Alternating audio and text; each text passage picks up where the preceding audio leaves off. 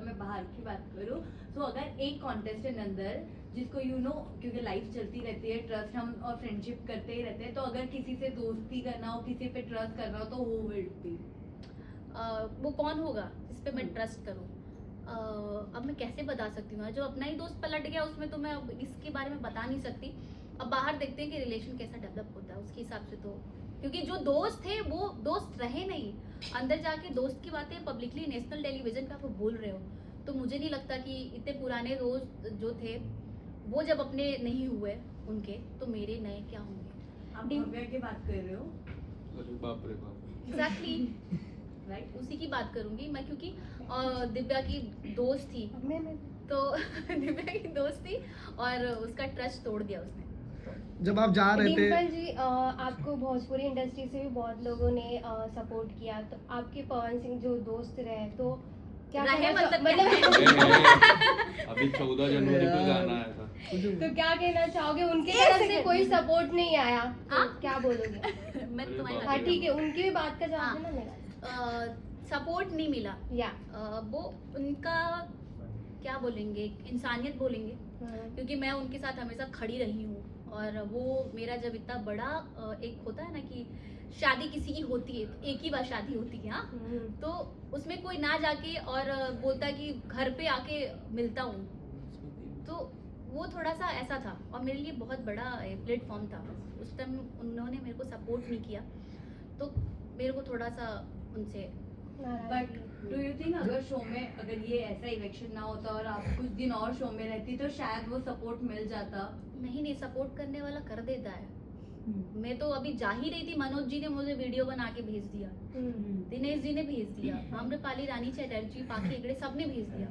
तो किसी को कहने की जरूरत नहीं होती है, करने वाला होगा कर देगा, और बोलने वाला बस बोलते रहते हैं। आप सबको वादा कर दूं मैं और घर पे बुला के बोलूँ कि आओ मेरे डिनर पे, डिनर ही ना कराऊं, तो फिर। करण पटेल के बारे में आपका क्या बोलना है? करण पटेल के बारे में एक ही वर्ड बोलूंगी, प्योर हार्ट बंदा है, बहुत जेन्युइन है और फेक नहीं है, बट वो सच बोलता है, तो इसलिए तीखा लगता है। जब क्या आपको लगता है रजत ने जो दिग्विजय के साथ जो किया था, जो पहले ही, और उनको नहीं निकाला शो से, तो काफी लोग डिसअपॉइंट थे, क्योंकि वो बहुत बड़े स्टार है, और काफी लोग का ये भी मानना था कि अगर उनको इतने जल्दी निकालते तो टीआरपी थोड़ी डाउन हो जाती। क्या आपका भी मानना है कि टीआरपी की वजह से उनको निकाला नहीं, जिस तरह दिग्विजय को उनको पहले या दूसरे दिन, correct me if I am wrong? सबसे पहली बात कि उनसे बहुत बड़े बड़े स्टार हैं उस शो में, और मैं उनको तब जानी जब वो बिग बॉस करने आया, तो मैं वहीं से उनको जानती हूँ। मैं ऐसा नहीं कि हर किसी को हर कोई जानता है, बहुत लोग बोलता है कि मैं इनको नहीं जानती हूँ, उनको इंडस्ट्री में है, छोटी सी इंडस्ट्री, सबको सब जानता है, बस वो फेक बनने का मैं नहीं जानती, मैं तो इनको अभी देखी हूँ, तो वो वाला सिस्टम नहीं है।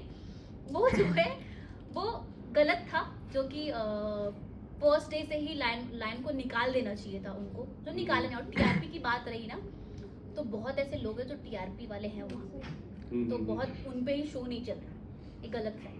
जब आप घर से निकल रहे थे तो अर्चना जो है वो फूट के रो रही थी कि, और बोल भी रही थी कि मैंने तुझको वोट किया है। तो क्या कहना चाहोगे, कितना ड्रामा लगा आपका?